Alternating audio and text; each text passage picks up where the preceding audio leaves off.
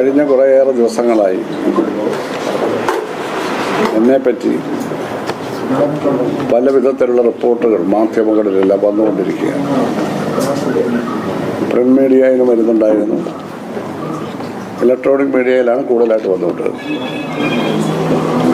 ഞാൻ പറയാത്ത കാര്യങ്ങളും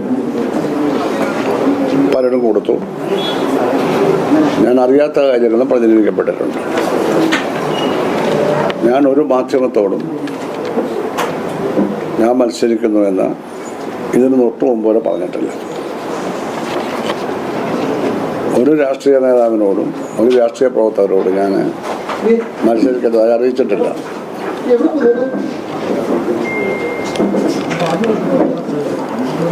ഒരു പ്രതിപക്ഷ കക്ഷിയുടെ ഒരു നേതാവുമായിട്ട് ഞാൻ സംസാരിച്ചിട്ടേ ഇല്ല. ഒരു കൂടിയാലോചന ഉണ്ടായിട്ടില്ല. ഏതെങ്കിലും ഒരു മുന്നണിയുടെ സ്ഥാനാർത്ഥിയായി മത്സരിക്കുമെന്ന് ഞാൻ ആരോടും പറഞ്ഞിട്ടില്ല. ഞാൻ ആമുഖമായി പറയുകയാണ്. പക്ഷേ ഞാൻ കോൺഗ്രസ് നേതാക്കളുമായി നേരത്തെ സംസാരിച്ചെല്ലാം ഉറപ്പിച്ചു വെച്ചിരിക്കുകയാണ് എന്ന പ്രചരണം ചില മാധ്യമങ്ങൾ നടത്തുന്നുണ്ട്. അങ്ങനൊരു സംഭവം ഉണ്ടായിട്ടില്ല, അതിൻ്റെ ആവശ്യമില്ല. പിന്നെ UDF പിന്തുണയോടെ ഞാൻ മത്സരിക്കുന്നു.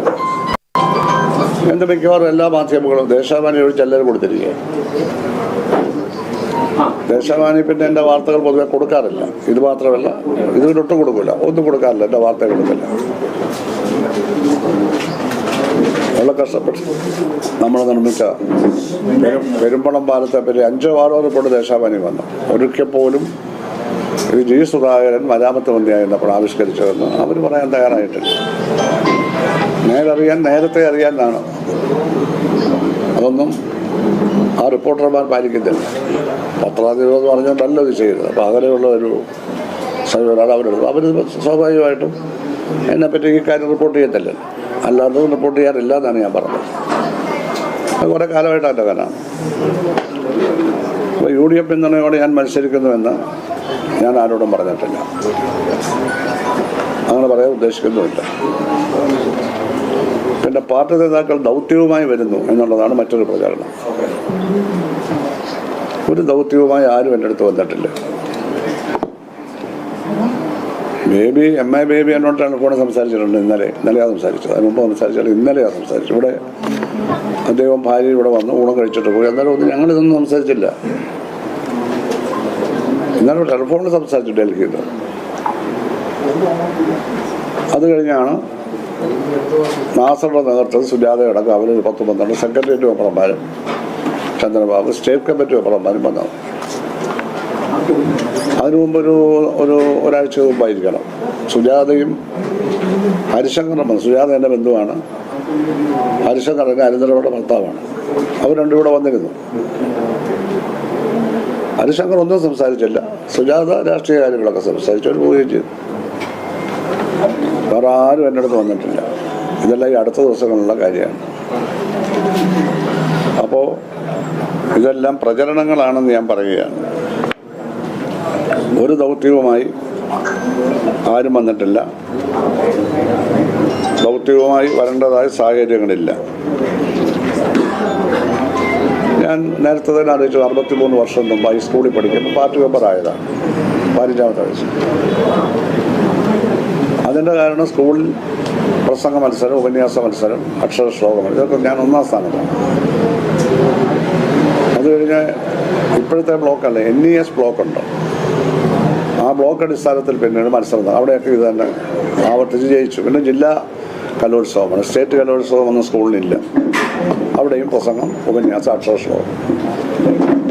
സ്പോർട്സിലൊന്നും ഞാൻ പ്രാവീണ്യം തെളിയിച്ചിട്ടില്ല. ഇതിലൊക്കെ വിജയിച്ചതുകൊണ്ട് പ്രദേശത്തുള്ള പ്രാദേശിക സഹകൾ എന്നെ പാർട്ടിയിലൊക്കെ ചേർത്തു.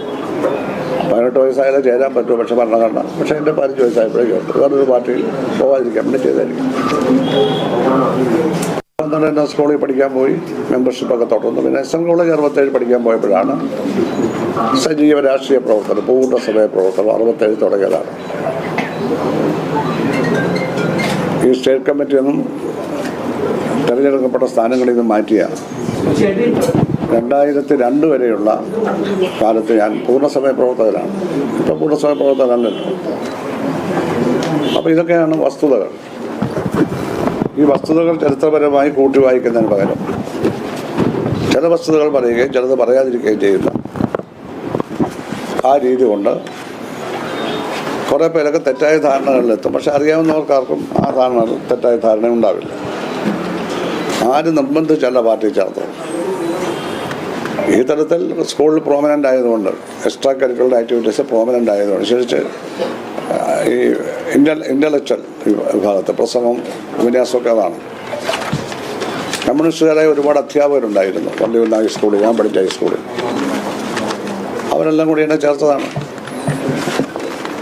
അപ്പോൾ ആര് നിർബന്ധിച്ചല്ല പാർട്ടി ചേർന്നു.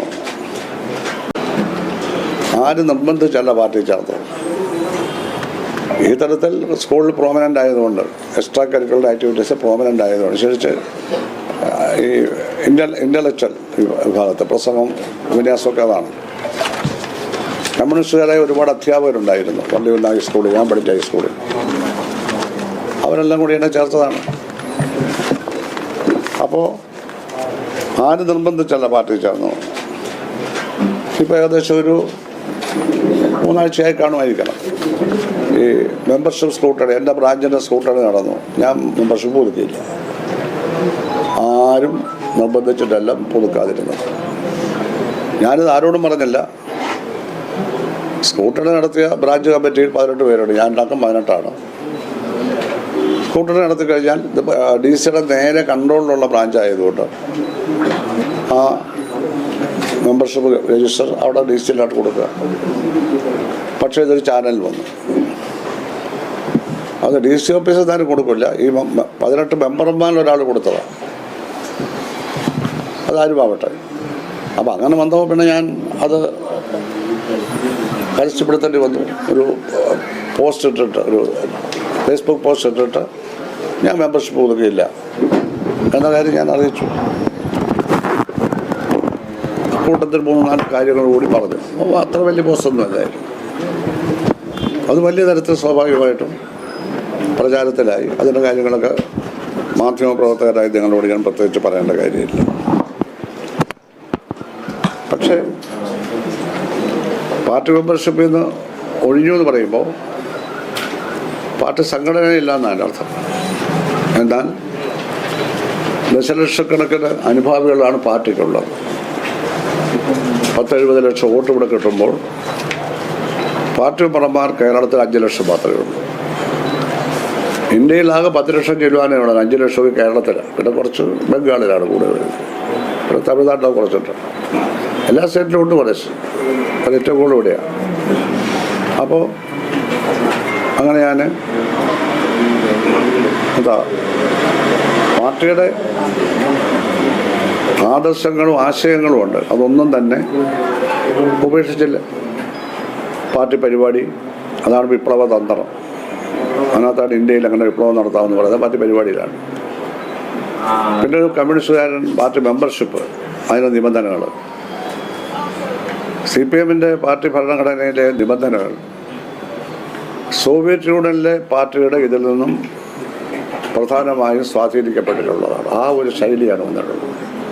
കേന്ദ്രീകൃത ജനാധിപത്യവും ഉൾപാർട്ടി ഡെമോക്രസി അടക്കമുള്ള കാര്യം. അതിൽ ചെറിയ ഭേദഗതികളെ വന്നിട്ടുള്ളൂ.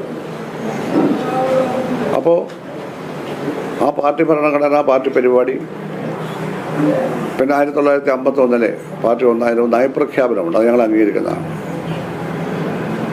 പിന്നെ ഇതുവരെയുള്ള എല്ലാ പാർട്ടി കോൺഗ്രസുകളുടെയും രാഷ്ട്രീയ പ്രമേയങ്ങളിലെ ഐഡിയോളജിയും സ്ട്രാറ്റജിയും, അതായത് തന്ത്രവും അടവ് ടാക്ടിക്സും, ഇതെല്ലാം ഞാൻ തള്ളി പറഞ്ഞിട്ടില്ല.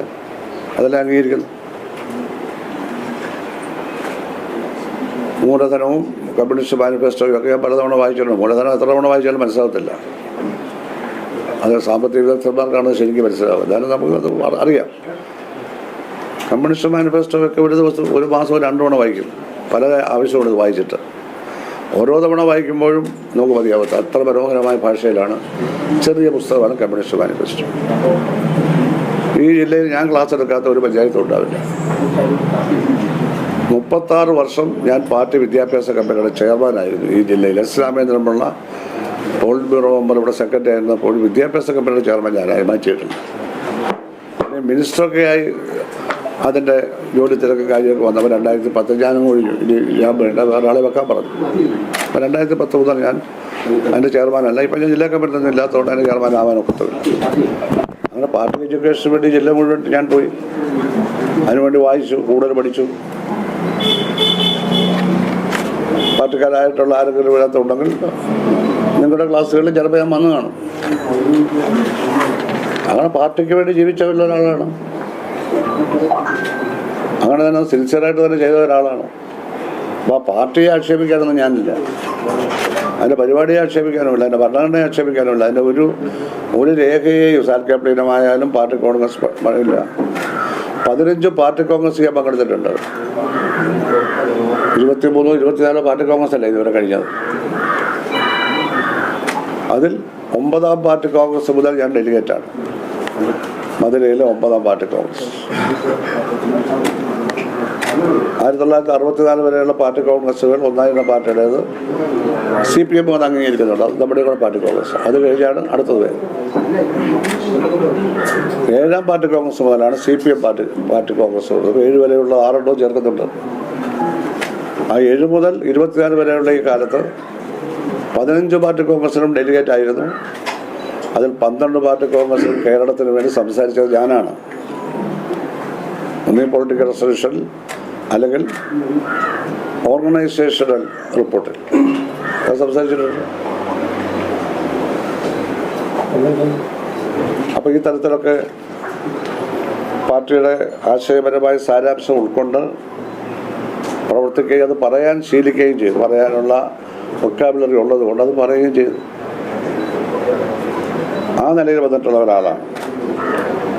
അപ്പോൾ ഇതിനെതിരായി ഇനിയും ഒന്നും പറയാൻ ആഗ്രഹിക്കുന്നില്ല.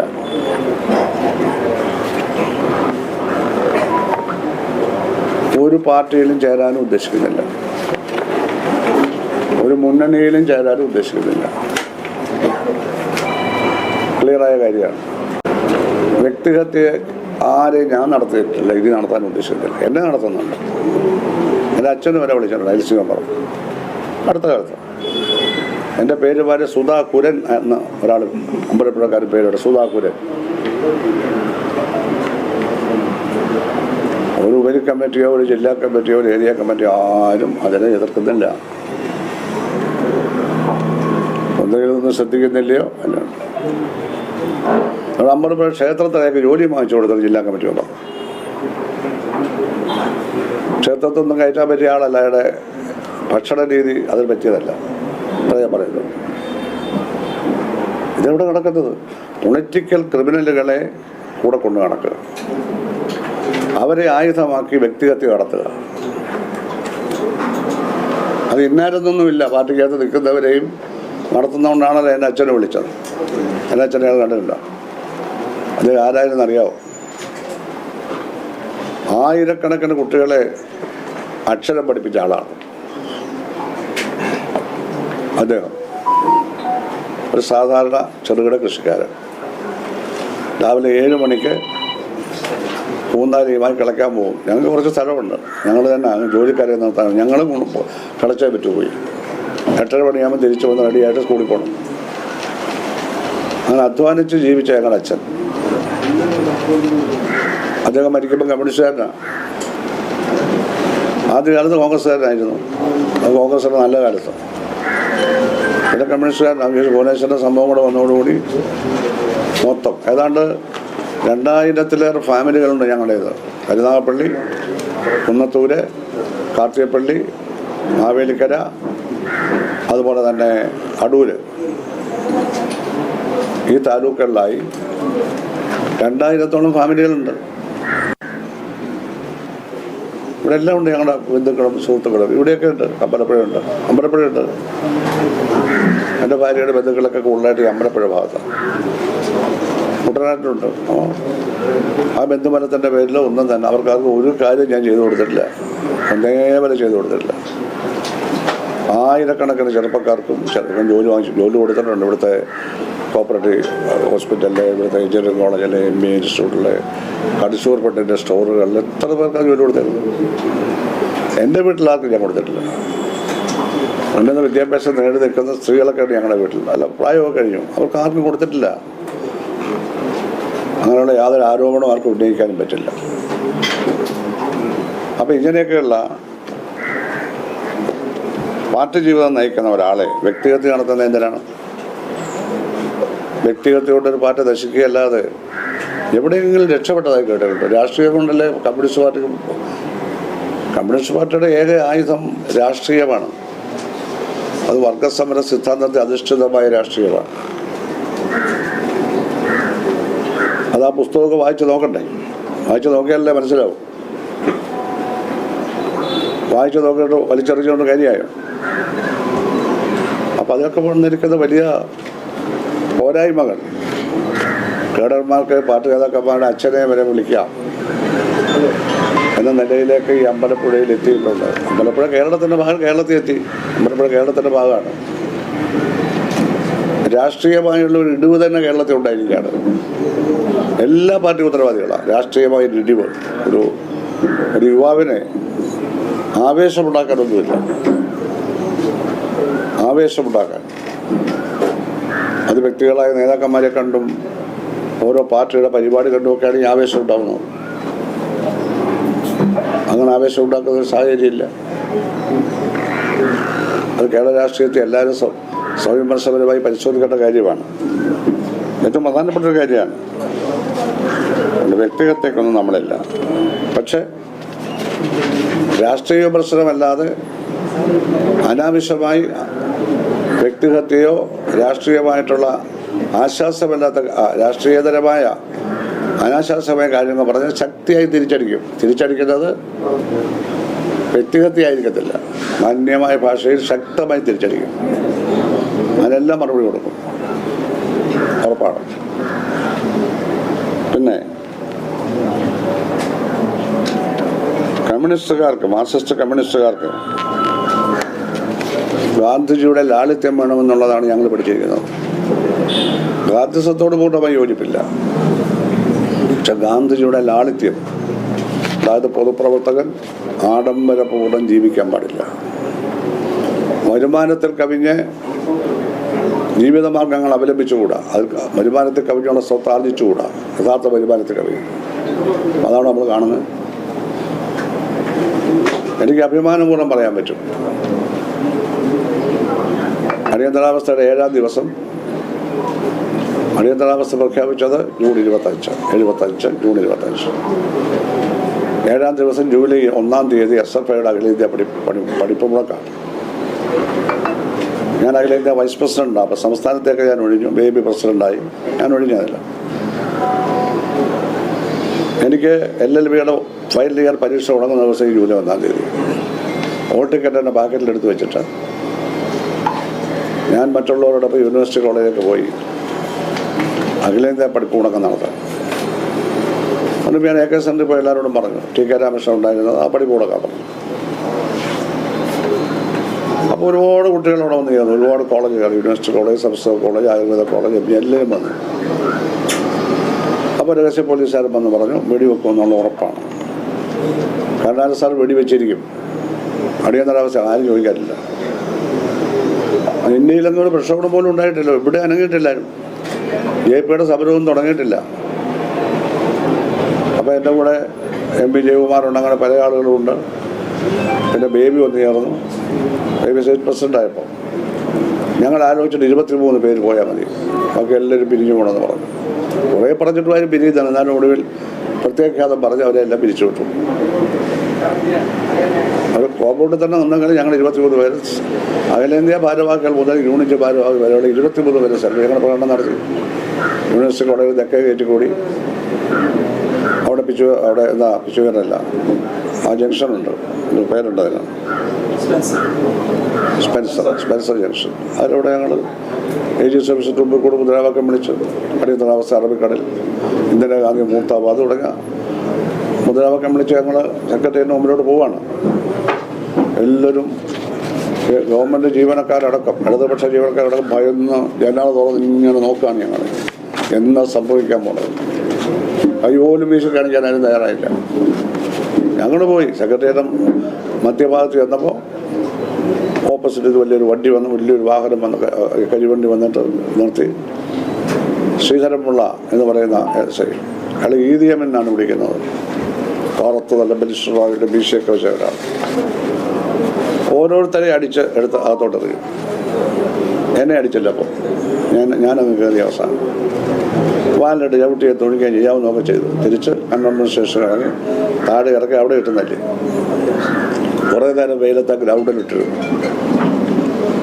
പിന്നെ ഞങ്ങളെ ലോക്കപ്പിലോട്ട് കൊണ്ടുപോകാൻ അവരൊരു ഡെസ്ക് വെച്ച് ഇങ്ങനെ ഒരു വഴി ഉണ്ടാക്കി. ഇങ്ങനെ അതിൽ കൂടി എല്ലാവരെയും കൊണ്ടുപോയി. 23 ഓരോരുത്തരെയും 8 പോലീസുകാർ അപ്പുറം വന്ന് 8 അടി എല്ലാവരും അടിച്ചു. അപ്പോഴേ എന്നെ ഒന്നും ചെയ്തില്ല. അത് കഴിഞ്ഞ് ആ ഡെസ്കിൻ്റെ ആ വഴി കഴിഞ്ഞ് അപ്പുറത്തോട് ചെല്ലിയ ഒറ്റ ചവിട്ടാണ്. ഒരു അടിയ തൊഴി എല്ലാം കിട്ടി. കണ്ണാടി അങ്ങ് പോയി. അന്ന് വാച്ച് പോയി. പിന്നെ ഞാൻ വാച്ച് കെട്ടിയിട്ടില്ല. ഒരു ഇന്ത്യൻ വാച്ച് ഉണ്ടായിരുന്നു. പിന്നെ ഞാൻ കെട്ടിയിട്ടില്ല. എന്നിട്ട് ഞങ്ങളുടെ ലോക്കപ്പിലിട്ട് രാത്രി 11 മണിക്കാണ് വെള്ളം തരുന്നത്. പിന്നെ രാത്രി 12 മണി എല്ലാം കഴിഞ്ഞപ്പോഴത്തേക്ക് പ്രശ്നമായി. വർക്കൽ രാധാകൃഷ്ണൻ അവരെല്ലാം ഒന്ന് പ്രശ്നമായി. മജിസ്ട്രേറ്റിൻ്റെ റൂമിൽ കൊണ്ടുപോയി റിമാൻഡ് ചെയ്തു. രാജ്യദ്രോഹ കുറ്റത്തിന് DIR ഡിഫൻസ് ഓഫ് ഇന്ത്യയോട് ഞങ്ങളുടെ സബ് ജയിലിലേക്ക് റിമാൻഡ് ചെയ്തു. അവിടെ 13-14 ദിവസം കഴിഞ്ഞു. അവിടെ EMS AKG ഒക്കെ ഞങ്ങൾ കാണാൻ വന്നു. അത് കഴിഞ്ഞ് ഒരാഴ്ച കഴിഞ്ഞപ്പോൾ അവരെ അറസ്റ്റ് ചെയ്തു വേറെ സമരത്തിന്. പിന്നെ അവരെ വിട്ടു. ഞങ്ങളെ വിട്ടില്ല. കോടതി കൊണ്ടുപോയി ഞങ്ങളെ ശിക്ഷിച്ചു. അതിനെ സെൻട്രൽ ജയിലിലേക്ക് അയച്ചു. 4-5 മാസം കടന്നപ്പോഴേക്കും എൻ്റെ ഓൾ ടിക്കറ്റ് AKG വഴി ഹൈക്കോടതി കൊടുത്തു. പരീക്ഷ എഴുതാൻ പോയപ്പോഴാണ് പിടിച്ചവനോട് വാദിച്ചു. അപ്പോൾ ഇതുവരെ കടന്ന 4 മാസം മതി. ഞങ്ങളെല്ലാം വിട്ടു കഴിഞ്ഞുകൊണ്ട് ഞാൻ LLB പരീക്ഷ എഴുതി പാസ്സായി നേരെ ഞാൻ ആലപ്പുഴയ്ക്ക് വന്നാണ് 75. ഞാൻ കൊല്ലത്ത് വെച്ച് പാർട്ടി ജില്ലാ കമ്മിറ്റി മെമ്പറായി 22 വയസ്സുള്ളപ്പോൾ. 9ാം പാർട്ടി കോൺഗ്രസ് ഉണ്ടായിരുന്നു. ഞാനിവിടെ ഒന്നും പാർട്ടി പ്രവർത്തിക്കുക നിങ്ങളോട് പറയേണ്ട കാര്യമില്ല. അങ്ങനെയുള്ള പ്രവർത്തനമാണ് നടത്തിയിട്ടുള്ളത്. അല്ലാതെ റോസാപ്പൂ വിരിച്ച പാതയിൽ കൂടി നടന്നൊന്നുമല്ല. വളരെ വിദ്യാർത്ഥിയായിരിക്കും മുതലേ നമ്മൾ ഈ പ്രവർത്തനം തുടങ്ങിയതാണ്. ഒരുപാട് മർദ്ദനങ്ങളും ഗുണ്ടായിസൊക്കെ നമ്മൾ ഏറ്റുവാങ്ങിയിട്ടുണ്ട്. അതുകൊണ്ട് അന്നു മുതൽ ഇന്നലെ ലളിത ജീവിതം ഞാൻ ഉപേക്ഷിച്ചിട്ടില്ല.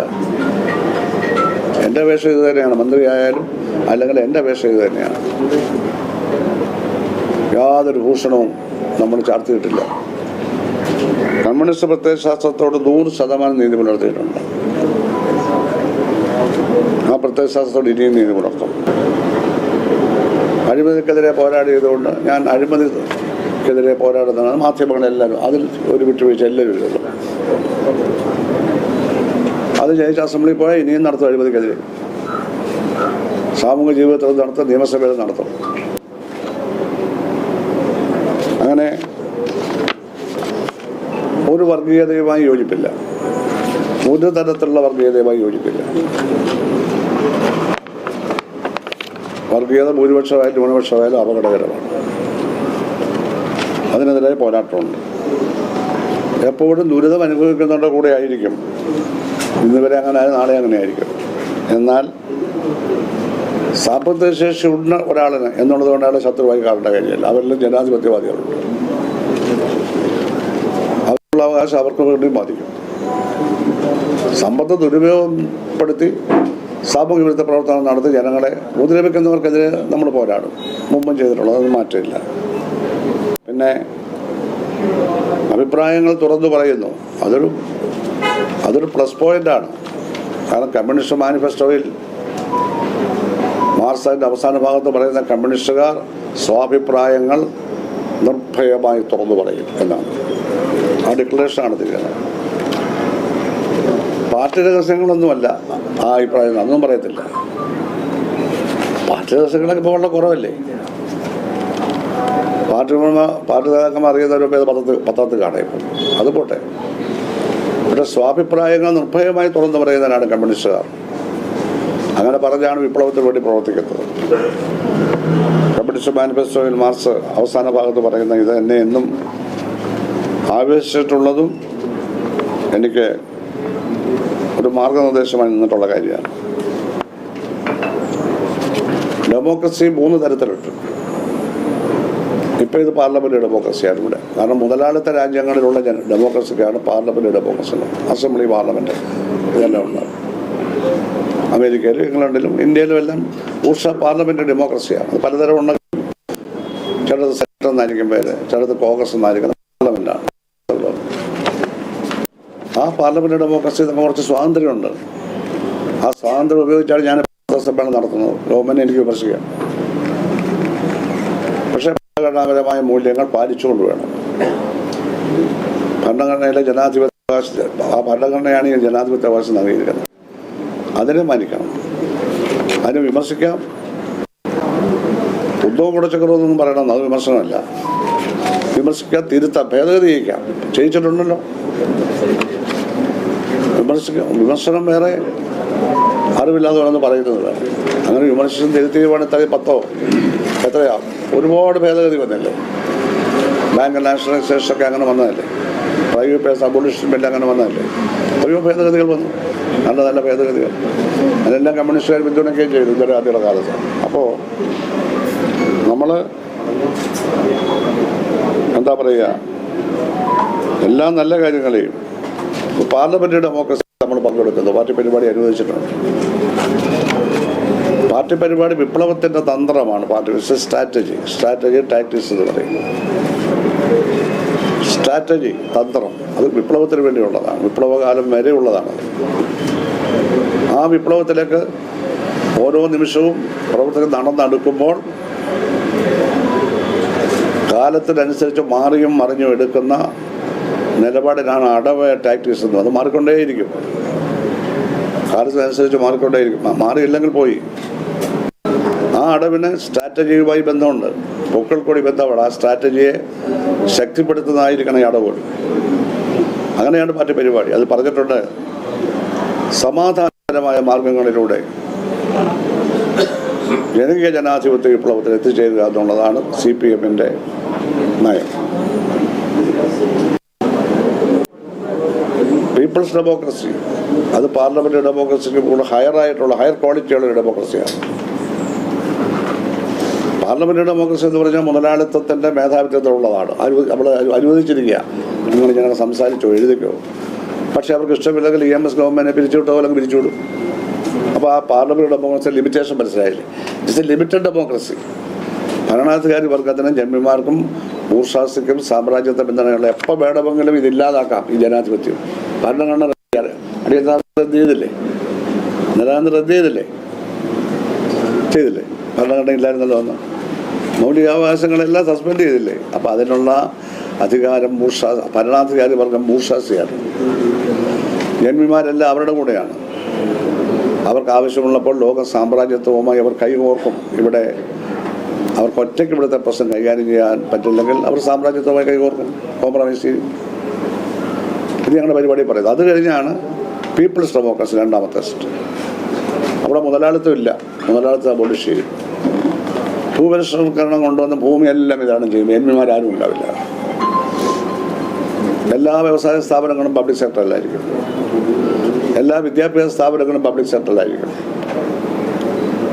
മതപരമായ ഒരു കാര്യവും പൊതുവിദ്യാഭ്യാസ സ്ഥാപനങ്ങൾ പഠിപ്പിക്കാൻ സമ്മതിക്കില്ല. മതപരമായ കാര്യമല്ല, മതത്തെപ്പറ്റി പഠിപ്പിക്കും. മതപരമായി മുതലെടുക്കാൻ സമ്മതിക്കില്ല, കാരണം സെക്യുലർ സ്റ്റേറ്റാണ്.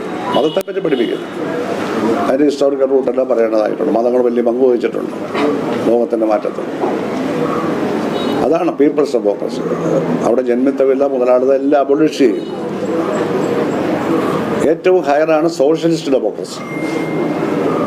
സോഷ്യലിസ്റ്റ് ഡെമോക്രസി അല്ലെങ്കിൽ സോഷ്യലിസ്റ്റിലേക്ക് വരുന്നതിനുള്ള ഭൗതിക സാഹചര്യങ്ങൾ നോക്കുന്നത് ഈ പീപ്പിൾസ് ഡെമോക്രസിയുടെ കാലഘട്ടത്തിലാണ്. ലാൻഡ് റിഫോംസ്, മൊണോപ്പൊളി ക്യാപിറ്റൽ ഇല്ലാതാക്കുക, വിദ്യാഭ്യാസം പൂർണ്ണമായി സ്റ്റേറ്റിൻ്റെ കീഴിൽ കൊണ്ടുവരിക. അതുകൊണ്ട് എല്ലാ കാര്യങ്ങളും കൊണ്ടുവരും. എല്ലാവർക്കും തൊഴിൽ കൊടുക്കുക, സ്ത്രീകൾക്ക് പ്രത്യേക സ്വാതന്ത്ര്യം, പ്രായമായവർക്ക് പ്രത്യേക പരിഗണന, ഇങ്ങനെ വരും. ഒടുവിൽ സോഷ്യലിസ്റ്റൊക്കെ കടക്കുമ്പോഴാണ് സോഷ്യലിസ്റ്റ് ഡെമോക്രസി വിപ്ലവമാണ്. അപ്പോൾ പിന്നെ വിപ്ലവ പ്രസ്ഥാനമല്ലാതെ വേറെ ഒരു രാഷ്ട്രീയ പ്രസ്ഥാനവും ഉണ്ടാവില്ല. ആദ്യകാല സോവിയറ്റ് യൂണിയനും ആദ്യകാല ചൈനയിലും ക്യൂബയിലൊക്കെ ഉണ്ടായ പോലെ സോവിയറ്റ് യൂണിയൻ പിന്നെ തകർന്നുപോയി, പല രാജ്യങ്ങളായി ഭിന്നിച്ചു. ചൈനയിൽ. അപ്പോൾ ഇതൊക്കെ പഠിച്ചും ഇതിൻ്റെ വ്യത്യാസങ്ങൾ മനസ്സിലാക്കിയുമാണ് കമ്മ്യൂണിസ്റ്റ് പ്രസ്ഥാനം ഈ നാട്ടിലെ ജനങ്ങളെ പാർട്ടിയിലേക്ക് ആകർഷിച്ച് പഠിപ്പിച്ചതും നയപരിപാടികൾ ആവിഷ്കരിച്ചതും. അത് മനസ്സിലാക്കാനും പഠിക്കാനും അത് ഗവേഷണം നടത്താനും ഒക്കെ ഞങ്ങൾ ഒരുപാട് പേര് തയ്യാറായിട്ടുണ്ട്. അങ്ങനെയുള്ള ഞങ്ങൾ ഇതൊന്നും പഠിക്കാതെയും മനസ്സിലാക്കാതെ എന്താണെന്ന് അറിയാതെയും കടന്നു വന്നിട്ടുള്ള കുറേയധികം ആളുകൾ പൊളിറ്റിക്കൽ ക്രിമിനൽസും കടന്നു വന്നു. അവർ പാർട്ടി നേതാക്കന്മാരുടെ തന്തയ്ക്ക് വിളിക്കും, തള്ളയ്ക്ക് വിളിക്കും, അസഭ്യം പറയും, അശ്ലീലപരമായ കാര്യങ്ങൾ AI-യുടെ സഹായത്തോടെ ഉണ്ടാക്കും. ഇതൊക്കെ ഉണ്ടായിക്കൊണ്ടിരിക്കുക. ഇപ്പം അതിലൊക്കെ ആസ്വദിക്കുന്ന ചില ആൾക്കാരും കാണും. പാർട്ടിക്ക് യോജിക്കാത്ത ഒരുപാട് വാദമുഖങ്ങൾ മുന്നോട്ട് വയ്ക്കും. അതൊന്നും അംഗീകരിക്കുന്നില്ല, അതിൻ്റെ മുമ്പിലൊന്നും കീഴടങ്ങത്തില്ല. അതിൻ്റെ യഥാർത്ഥത്തിലുള്ള പാർട്ടി രീതി എപ്പോഴും കഴിയാവുന്നത്ര പറഞ്ഞുകൊണ്ടേയിരിക്കും. അയാൾക്കിനി എന്താ വേണ്ടത്? 2 തവണ മന്ത്രിയായില്ലേ? ചോദിക്കുകയാണ്. ഉത്തരവാദിത്തപ്പെട്ട സ്ഥാനങ്ങളിൽ ഇരിക്കുന്നവർ ചോദിക്കുകയാണ്. അവിടെ MLA ആയില്ലേ? ഇനി അയാൾക്ക് എന്താ വേണ്ടത്? ഇത് അൺമാർക്സിയനാണ് ഈ വാദഗതി. ഇതിനൊരിക്കലും കമ്മ്യൂണിസ്റ്റ് പറയാൻ പാടില്ല. മരിക്കുന്നതിന് ലെനിൻ റഷ്യയുടെ ഭരണാധികാരിയായിരുന്നു. സ്റ്റാലിൻ അവിടുത്തെ ഭരണാധികാരിയായിരുന്നു.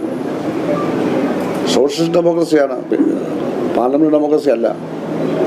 മാവോ ആയിരുന്നു, കാസ്ട്രോ ആയിരുന്നു, ഒച്ചുവിനായിരുന്നു. നിങ്ങൾ ഇത്രയും കാലം ഇരുന്നല്ലേ, താഴെ ഇറങ്ങുകളാന്ന് ആരെങ്കിലും പറഞ്ഞോ? പറയുമായിരുന്നു. ഇന്നും ലോകം അവരെ ബഹുമാനിക്കുന്ന അവർ ചെയ്തതിൻ്റെ പേരാണ്. നിങ്ങൾ എത്ര ഇവിടെ ആയി എന്നുള്ളതല്ല, എത്ര ഇവിടെ ആയാലും ഒരു കുഴപ്പമില്ല. നിങ്ങൾ ആ സ്ഥാനം ഉപയോഗിച്ച് എന്ത് ചെയ്തു, നാട്ടുകാർക്ക് എന്ത് ചെയ്തു? 2 തവണ കൂടുതൽ മന്ത്രിമാരായവരില്ല. എൻ്റെ കൂടെ 2 തവണ മന്ത്രിയായ ആളല്ലേ ഐസക്. അയാളോട് എന്തായാലും ചോദിക്കാത്തത്? അയാളോട് എന്തായാലും ചോദിക്കുക? അല്ല, പാർലമെൻറ്റ് പരിശീലിപ്പിച്ചല്ലേ പോകുന്നതിപ്പോൾ എന്താ ചോദിക്കാത്തത്? ആരിപ്പോൾ 3 തവണ അസംബ്ലി ജയിച്ചു, 2 തവണ പാർലമെൻറ്റ് മത്സരിച്ച് ഒരിക്കലേ തോറ്റുള്ളൂ, 4 തവണ തുടർച്ചയായിട്ട് ജയിച്ചു. എന്താ അയാളോടെന്താ ചോദിക്കാത്തത്? ചോദിക്കാൻ പാടില്ല, ചോദിക്കാൻ പാടില്ല. അപ്പം എന്നോട് ചോദിക്കാൻ പാടില്ല. തെരഞ്ഞെടുപ്പിൽ സ്ഥാനാർത്ഥിയാവാത്തതിൻ്റെ പേരിലൊന്നുമല്ല എൻ്റെ പ്രശ്നം. എനിക്കത് പ്രശ്നമല്ല. മത്സരിച്ചാൽ ജയിക്കുന്നവരെ മത്സരിപ്പിച്ചാൽ സീറ്റ് കിട്ടുമെന്നുള്ള തത്വം എല്ലാവരും പറയുന്നുണ്ട്. അത് മാത്രം ആലോചിച്ചാൽ മതി. ജയിക്കണം, പാർട്ടി ലൈനിൽ നിയമസഭയിൽ പോയി പ്രസംഗിക്കണം. ഏത് നെറ്റിപ്പട്ടം കിട്ടിയ ബൂർഷാവ പ്രഭാഷകന് മുമ്പിൽ തോൽക്കാതെ സംസാരിക്കാൻ കഴിയണം. അല്ലാതെ അയാളെ 2 ചീത്തയും വിളിച്ച് പൂവി ഇറങ്ങിപ്പോയിട്ട് കാര്യമൊന്നുമില്ല. ആശയപരമായി നേരിടണം. അങ്ങനെ ഒരു തലമുറയുടെ അവസാനം വന്ന ആളാണ് ഞാൻ. 10-63 വർഷം അത് ചെയ്തു, നിയമസഭയിലും ചെയ്തു. എല്ലാവർക്കും അറിവുള്ള കാര്യമാണ്. അപ്പോൾ ഈ തരത്തിലുള്ള കാര്യങ്ങളാണ് കമ്മ്യൂണിസ്റ്റുകാർ ചെയ്തുകൊണ്ടിരുന്നത്. അതറിയാൻ പാടില്ലാത്തവർ തന്തയ്ക്ക് വിളിക്കും, അത്രയേ ഉള്ളൂ. എന്താ ഉത്തരം മുട്ടുമ്പോൾ കൊഞ്ഞാനം കുത്തുക. അതുകൊണ്ട് മുതുകുളം എന്നൊരു സ്ഥലത്ത് ജനറൽ ബോഡി കിടക്കാണ് പാർട്ടിയുടെ. നല്ല മിടുമിടുക്കന്മാരായ പോലെ SFI പ്രവർത്തകരായ ചെറുപ്പക്കാരായ ജനറൽ ബോഡിയിൽ പാർട്ടി മെമ്പേഴ്സായി ഉണ്ടായിരുന്നു. തിരുവനന്തപുരം ജില്ലാ കമ്മിറ്റിയുടെ പ്രസിഡന്റായ ഒരാൾ മുതുകുളത്തുകാരൻ, അന്നത്തെ SFI അയാളുണ്ടായിരുന്നു. അയാൾ എഴുന്നേറ്റങ്ങ് ചോദിച്ചു, ഈ റിപ്പോർട്ടറിങ്ങനെ വന്ന സഖാവിനോട് ചോദിച്ചു, ഈ ചൈന വിയറ്റ്നാമിനെ ആക്രമിച്ചത് ഏത് വൈരുദ്ധ്യത്തിൽപ്പെടുന്നു? 4 വൈരുദ്ധ്യങ്ങളാണ് ഉള്ളത്. ഇറങ്ങിപ്പോടാ, കഴിവറടാ പോലെ മറുപടിയാണ്. ഞങ്ങൾക്ക് പറയാറിയില്ല. അവന് ചീത്ത വിളിച്ച് ഇറക്കി വിട്ടു. ഇയാൾക്ക് അറിയത്തില്ല എന്താ പറയണത്. ചൈന വിയറ്റ്നാമിനെ ആക്രമിച്ചതൊരു വൈരുദ്ധ്യമാണെങ്കിലും അതൊരു മേജർ കോൺട്രഡിക്ഷൻ അല്ല. 4 മുഖ്യ വൈരുദ്ധ്യത്തിൽ അത് വരില്ല. 2 സോഷ്യലിസ്റ്റ് രാജ്യങ്ങളാണ്. കുടുംബക്കാർ നമ്മുടെ വഴക്കാണ്. അത് പറഞ്ഞു അങ്ങനല്ല. ജനങ്ങളുടെ തമ്മിൽ വേലി തർക്കം ഉണ്ടാവും. അതെങ്ങനെ പരിഹരിക്കേണ്ടത്? അത് വൈരുദ്ധ്യമാണ്. പക്ഷേ അത് സാമ്രാജ്യത്വവും സോഷ്യലിസവും തമ്മിലുള്ള വൈരുദ്ധ്യം പോലെയോ, തൊഴിലാളി വർഗവും മുതലാളി വർഗവും തമ്മിലുള്ള വൈരുദ്ധ്യം പോലെയോ, സാമ്രാജ്യത്വ രാജ്യങ്ങൾ തമ്മിലുള്ള വൈരുദ്ധ്യം പോലെയോ, 3-4 ലോക രാജ്യങ്ങളും സാമ്രാജ്യത്വ വൈരുദ്ധ്യങ്ങളും മൗലിക വൈരുദ്ധ്യമല്ല. അത് തീർക്കും. അതിനാണ് ജനങ്ങളുടെ ഇടയിലെ വൈരുദ്ധ്യമൊന്നും ആവോ പറഞ്ഞത്. അത് നിരന്തരം ഉണ്ടായിക്കൊണ്ടിരിക്കും. ജനങ്ങളുടെ ഇടയിൽ പല തർക്കമുണ്ട്. അതിനെ എന്താ വിരോധപരമായി കാണാതെ പറഞ്ഞു പരിഹരിക്കണം. അത് പരിഹരിക്കാൻ കഴിയുന്നതാണ് ജനങ്ങളുടെ ഇടയിലെ വൈരുദ്ധ്യം. മറ്റേ 4 മേജർ വൈരുദ്ധ്യം പറഞ്ഞ് പരിഹരിക്കാനേ ആവില്ല. ഒന്ന് തോറ്റൊന്ന് ജയിച്ചാലേ തീരൂ. അപ്പം അതുകൊണ്ട് ഇതൊക്കെ മനസ്സിലാവണം. അതുകൊണ്ട് ആയില്ലേ, MLA ആയില്ലേ, അവിടെ എന്താ കുഴപ്പം ചെയ്യേ? നല്ല റോഡും നല്ല പാലും നല്ല സർക്കാർ കെട്ടിടവും ഒക്കെ വന്നില്ലേ? അവരൊന്നും ഞാൻ പറയണ്ടല്ലോ. കേരളത്തിലെ ഏറ്റവും വലിയ പാലം പെരുമ്പളം പാലം പണിഞ്ഞല്ലേ കഴിഞ്ഞ ഗവൺമെൻറ്. AC റോഡ് 1000 കോടി രൂപയാണ് അനുവദിച്ചത്. മുഖ്യമന്ത്രി തലക്കല്ലിട്ട് അധ്യക്ഷനായിരുന്നു. പക്ഷേ 752 കോടിയിലങ്ങ് നിർത്തി. അതിലങ്ങ് നിർത്തി. മൊത്തം പൈസ ചെലവഴിച്ചിട്ടില്ല. എന്നാലും മേജർ സ്റ്റേറ്റ്, കേരളത്തിലെ നമ്പർ 1 സ്റ്റേറ്റ് ഹൈവേ കുറച്ചുകൂടെ വീതിയിലൊക്കെ എടുക്കാമായിരുന്നു. ഇരിക്കട്ടെ, ചെറിയ കാര്യമാണ് അത്. അതിനു മുമ്പ് കഴിഞ്ഞ ഗവൺമെൻറ്റിൻ്റെ ആദ്യ വർഷം തന്നെ അമ്പലപ്പുഴ തിരുവല്ല റോഡ് പഠിച്ചില്ലേ? ഇതുപോലെ തന്നെ ഇപ്പം അമ്പലപ്പുഴ ആലപ്പുഴ ചങ്ങനാശ്ശേരി റോഡായില്ലേ? ഏത് റോഡാവാത്ത? തീരദേശ റോഡ് വരുന്നില്ലേ? അവിടെ മലയോര ഹൈവേ പഠിച്ചുകൊണ്ടിരിക്കുകയല്ലേ? ദേശീയപാതയ്ക്ക് തന്നെ 2021 വരെ ദേശീയപാത സംസ്ഥാന ഗവൺമെൻറ്റിൻ്റെ കൺട്രോളിലായിരുന്നു. കേന്ദ്രമാണെങ്കിലും സംസ്ഥാന ഗവൺമെൻറ് കൺട്രോളിലായിരുന്നു. അതായത് സ്റ്റേറ്റ് ചെയ്തോണ്ട് പണം ഒരു തരും. അപ്പോൾ നമ്മുടെ വകുപ്പ് അത് ചെയ്തുകൊണ്ടിരുന്നു. അത് 6 വരിയാക്കാനുള്ള എല്ലാ കാര്യങ്ങളും നമ്മൾ ചെയ്തു. അതിൻ്റെ എല്ലാ ഡിസൈനിങ്ങും തയ്യാറാക്കി. 75,000 കോടി രൂപ ചിലവാകും. അതിന് 50% നമ്മൾ എടുക്കണമെന്നായി കേന്ദ്ര ഗവൺമെൻറ്. അതങ്ങനെ എടുക്കണം. കാരണം കേന്ദ്ര ഗവൺമെൻറ്റാണ് മുഴുവൻ എടുക്കണം. അവരുടെയാണ്. മുഖ്യമന്ത്രി പിണറായി സാഹിബ് എന്നെയും കൂട്ടി മോഡിയെയും ഗഡ്കരിയെയും കണ്ടു. ഞങ്ങൾ ഈ ഡിസന്റ് അറിയിച്ചു. പിന്നെ അത് 25%. അത് ഞങ്ങൾ അംഗീകരിച്ചു കൊടുത്തു. കാരണം ഇല്ലെങ്കിൽ പിന്നെ അത് കിട്ടാതെ വന്നാലും 6,500 കോടി രൂപ PWD കെട്ടിവെച്ചു. ജർമ്മൻ ബാങ്കിൽ നിന്ന് ലോൺ എടുത്തു. 3% ഉണ്ട് പലിശ. പണം കെട്ടിയിട്ടിരിക്കുക അവിടെ. അപ്പോൾ എടുത്താൽ മതി.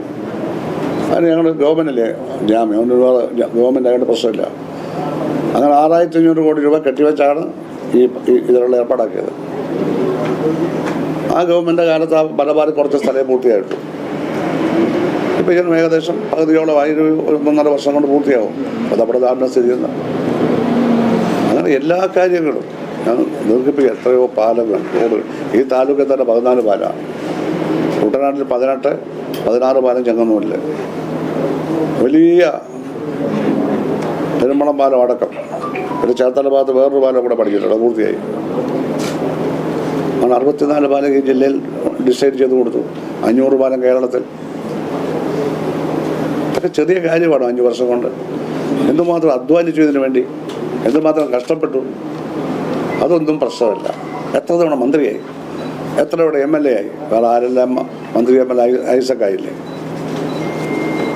ആരിഫായില്ലേ, മന്ത്രിയായിട്ടെന്നല്ലേ ഉള്ളൂ. അങ്ങനെ ആരല്ല. ഇപ്പം തന്നെ 12 പേര് 3ാമത്തെ ടീം മത്സരിക്കുക. കൊടുത്തല്ലേ? അപ്പം ഇതൊക്കെയാണോ? ഇതെല്ലാം പറയുന്നതോടുകൂടി പാർട്ടിയുടെ സപ്പോർട്ട് കുറയുകയാണ്. പാർട്ടിയുടെ സപ്പോർട്ട് കുറയുകയാണ് അല്ലേ? പിന്നെ ഒരുപാട് പേരെ ആവശ്യമില്ലാതെ വളർത്തി. എന്തുവരെ പറയുകയാണ്? സലാമിന് കൊണ്ട് വോട്ട് പിടിക്കാൻ പോകുന്ന ഇവിടുത്തെ ഒരു പഞ്ചായത്ത് പ്രസിഡന്റ് പറയുന്നത് സലാമിനെ വളർത്തിയത് ജീസുകാരനാണ്, അയാൾക്കൊണ്ട് വോട്ട് പിടിക്കാൻ പോവാ സലാമിന്. ആ വീട്ടിൽ പറയുക സലാമിനെ വളർത്തിയത് ജീസുകാരനല്ലേ. എന്താ വളർത്തിയാൽ വളർത്തട്ടെ. വളർത്തിയാൽ എന്താ കുഴപ്പം? വളർത്തിയിട്ട് ഒരു കുഴപ്പമില്ല. അങ്ങനത്തെ അതായത് ശരിയായ കാര്യമാണ്. പിന്നെ ഓരോരുത്തരുടെയും ജീവിതം അവരാണ് തീരുമാനിക്കുന്നത്. അത്ര മാത്രമേ ഉള്ളൂ. അപ്പോൾ ഇതൊക്കെയാണ് ജനങ്ങൾക്ക് എതിർപ്പും വിപരീതാർത്ഥത്തിലും വരുന്ന ക്യാമ്പയിൻ നടത്തുക. ഒന്നും പഠിക്കാതെ. ഈ പഞ്ചായത്തിൽ മാത്രമാണ് ഒരു സീറ്റ് ഭൂരിപക്ഷം കിട്ടിയത് LDF. ഈ 5 പഞ്ചായത്ത് ഇവിടെ മാത്രം ഇത്തവണ. അതിനവിടെ 5-ലും ഭൂരിപക്ഷം. 5 CPM ഒറ്റയ്ക്ക് ഭൂരിപക്ഷമായിരുന്നു. പിന്നെ LDF 8 seat CPM, 2 seat CPI. 19 പത്രത്തേ ഉള്ളൂ. കഴിഞ്ഞവിടെ 13. ബാക്കി ഒരു 4 പഞ്ചായത്തിലും പിന്നെ പ്രസവത്തും അമ്പലപ്പുഴ വടക്കും പുറക്കാടും പ്രസവത്തും ഒറ്റയ്ക്ക് ഭൂരിപക്ഷമില്ല. LDF ആയിട്ടും ഭൂരിപക്ഷമില്ല. പിന്നെ എങ്ങനെ പഞ്ചായത്ത് പ്രസിഡന്റ് കിട്ടിയേ? ഏറ്റവും വലിയ ഒറ്റക്കക്ഷി നമ്മളാണ്. അമ്പലപ്പുഴ വടക്ക് STPക്ക് 6 സീറ്റ്, നമുക്ക് 9 സീറ്റ്. STP എങ്ങനെ വളർന്നോടെ? അവർ പ്രവർത്തിച്ച് വളർന്നു. അല്ലാതെ അവരും കോൺഗ്രസ് തമ്മിൽ യോജിച്ചില്ല, അതുകൊണ്ടാണ് നമുക്ക് പ്രസിഡന്റ് സ്ഥാനം കിട്ടിയത്. അവർ ചോദിച്ചാൽ 10 മേള. അമ്പലപ്പുഴ സൗത്തിൽ BJP ഉണ്ട് 4 സീറ്റ്, 4 5 ഉണ്ട്. അവരും കോൺഗ്രസ് തമ്മിൽ അവിടെ യോജിച്ചില്ല, അതുകൊണ്ട് വെറും 8 സീറ്റുള്ള ഞങ്ങൾക്ക് പ്രസിഡൻഷിപ്പ് കിട്ടി. പുറക്കാട് കിട്ടിയില്ല, അമ്പലപ്പുഴ അല്ല പുന്നപ്ര സൗത്ത് ഞങ്ങൾക്കുള്ള 2 സീറ്റാണ്. എങ്ങനെയാ ഈ 5 വർഷം കൊണ്ട്? ഞാൻ കഴിഞ്ഞ ഇലക്ഷനിലില്ല, ഞാൻ തകർത്ത കൊടുക്കാൻ ഞാൻ ഒഴിഞ്ഞല്ലോ. ഒരു സ്വയം പ്രശ്നം നടത്തട്ടെ. 13-12 ബ്ലോക്ക് സീറ്റ് ഉണ്ടായിരുന്നു ഇവിടെ, ഇപ്പം വെറും 5 ഉള്ളൂ. ബ്ലോക്ക് പോയി ഇല്ലേ? 3000 വോട്ട് ഭൂരിപക്ഷം കിട്ടേണ്ട 7 ഡിവിഷൻ പ്രത്യേക പൊട്ടാക്കി ഓമനക്കുട്ട മത്സരിക്കുക അയാൾക്ക് വേണ്ടി. 700 വോട്ടിനാണ് ജയിച്ചത്. അതുകൊണ്ട് ആ തൊട്ടടുത്ത ബ്ലോക്കിലെ ഇയാളങ്ങ് തോറ്റു, നമ്മുടെ പ്രഭാകരൻ്റെ പോലെ. പ്രേംജിത്ത് എന്താ പേര്, അവിടെ തോറ്റുപോയി. അത് ബ്ലോക്ക് പ്രസിഡൻ്റായിരുന്ന ആളാണ്, വിദ്യാഭ്യാസമുള്ള ആളാണ്. അവിടെ തോറ്റു. ഓമനക്കുട്ടം 3000 വോട്ടിന് കിട്ടേണ്ടിടത്തും 700 ജയിച്ചു. ഇതൊക്കെയല്ലേ ഇവിടെ കിടക്കുന്നത്? സഖാക്കളെ പരമാവധി ജയിപ്പിക്കുക, പാർട്ടി ജയിക്കുക, ഇതുകൊണ്ട് പാടോ? ഞങ്ങളൊക്കെ അങ്ങനെ ആയിരുന്നല്ലോ. ഞാനങ്ങനെ ശത്രുവായി പാർട്ടിയുടെ ശത്രു ആവാനൊക്കത്തില്ല. പാർട്ടിയുടെ സ്വാധീനം ഇല്ലാതാക്കുകയാണ്. വേണ്ടപ്പെട്ടവർ വേണേ നോക്കിയാൽ മതി, നിർബന്ധമൊന്നുമില്ല. വേണ്ടപ്പെട്ടവർ നോക്കിയാൽ മതി എന്തായാലും ഞങ്ങൾ സംഭവിക്കുന്നതാണ്. ഇവരൊക്കെ എന്തിനാണ് കയറി മത്സരിക്കുന്നത്? ഒരു പ്രത്യേകയാണ് മത്സരിക്കുന്നത് കേൾക്കുമ്പോഴേ ജനങ്ങൾ ഇതിനായിട്ട് വോട്ട് ചെയ്ത് തുടങ്ങുക, ആ മണ്ഡലത്തിൽ മുഴുവൻ. അല്ലെങ്കിൽ 5 സീറ്റായിട്ട് എങ്ങനെ ചുരുങ്ങി? 12 ഉണ്ടായിരുന്നല്ലേ, 5 സീറ്റായിട്ട് എങ്ങനെ ചുരുങ്ങി? ബ്ലോക്കും പോയില്ലേ, കോൺഗ്രസ് ബ്ലോക്ക് പ്രസിഡൻ്റായില്ലേ. ജില്ലാ പഞ്ചായത്ത് 2 സീറ്റും ഉണ്ടായിരുന്നു. ഇപ്പോൾ അമ്പലപ്പുഴ സീറ്റ് 5000 വോട്ടിനാണ് കണ്ണൻ ജയിച്ചത്. 5000 വോട്ടിൻ്റെ കുറവ് കോൺഗ്രസ്. 2 നമുക്കായിരുന്നു. അപ്പുറത്ത് CPI, ഇവിടെ നമ്മൾ ഇവിടെ 6-7000 വോട്ടിൽ ലീഡറുള്ളിടത്ത് ജയിച്ചത് കഷ്ടിച്ച് 2000 വോട്ടിനാണ്. വെറും 2000 വോട്ടുകൾ. അതിട്ട് ആ സ്ഥാനാർത്ഥിയെ പറ്റി വേറെ ആരോപണമൊന്നുമില്ല. അവിടെ ആചാട്ടുകാരനാണ്, ജയിച്ചു. അപ്പോൾ ഭൂരിപക്ഷം ഇടിയുന്നതാണ്. അപ്പോൾ ഈ അനുഭവങ്ങളുടെ അടിസ്ഥാനത്തിലും ഈ അവമാനം, ഈ പാർട്ടിക്ക് യോജിക്കാത്ത പെരുമാറ്റം, പാർട്ടിയെപ്പറ്റി അറിയാത്തവർ പാർട്ടി വക്താക്കളായി വന്നിട്ട് ഓരോരോ കാര്യങ്ങൾ കാണിച്ചു കൂട്ടുന്നത്, ബ്രാഞ്ചിൽ പോലും പ്രവർത്തിക്കാൻ കഴിയാത്ത സ്ഥിതി. ആ സ്ഥിതിയിൽ ഞാൻ പാർട്ടി മെമ്പർഷിപ്പിൽ നിന്ന് ഒഴിവായി. 2-3 ആഴ്ചയായി പുതുക്കിയില്ല. പാർട്ടി മെമ്പറല്ല, അത്രയേ ഉള്ളൂ. ഞാൻ സ്വതന്ത്രനായി ഈ അനുഭവത്തിൻ്റെ അടിസ്ഥാനത്തിൽ ഈ മണ്ഡലത്തിൽ മത്സരിക്കാൻ ഉദ്ദേശിക്കുന്നു. ആ കാര്യം അറിയില്ല. അങ്ങനെ പറയുമ്പോഴും കമ്മ്യൂണിസ്റ്റ് പാർട്ടിക്കെതിരെ ഒന്നും പറയില്ല, ഒരാളെയും വ്യക്തിഗത ചെയ്യില്ല. എന്നെ വ്യക്തിഗത ചെയ്താൽ അവരെ ജനങ്ങളിൽ നിന്ന് അവർക്ക് കിട്ടിക്കോളൂ. ഇതാണ് എനിക്ക് പറയാൻ. അല്പം നീണ്ടു പോയിട്ടുണ്ടെങ്കിൽ ക്ഷമിക്കുക. പറയാൻ പോയിന്റ് പറയണ്ടേ? പിന്നെ ഇവിടുത്താണ്. i2i News, an eye for truth. i2i News subscribe ചെയ്തിട്ടില്ലാത്തവർ ഇപ്പോൾ തന്നെ സബ്സ്ക്രൈബ് ചെയ്യുക. നോട്ടിഫിക്കേഷൻ ലഭിക്കുവാൻ ബെൽ ബട്ടണും അമർത്തുക.